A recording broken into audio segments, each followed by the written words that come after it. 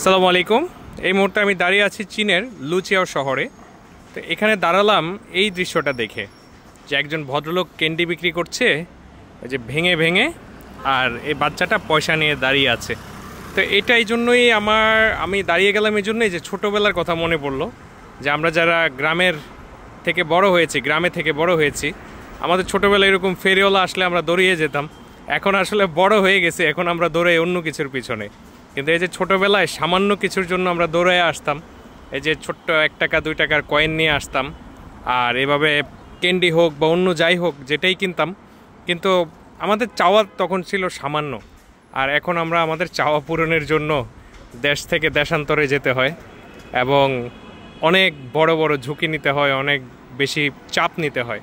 আসলে ছোটোবেলার চাওয়া পাওয়াগুলা অনেক তৃপ্তির ছিল, সামান্য কিছুতে হয়তো আমরা খুশি হয়ে যেতাম।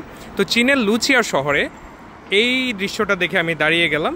একজন ক্যান্ডি বিক্রেতা, সে ক্যান্ডি বিক্রি করছে বাচ্চাদের কাছে।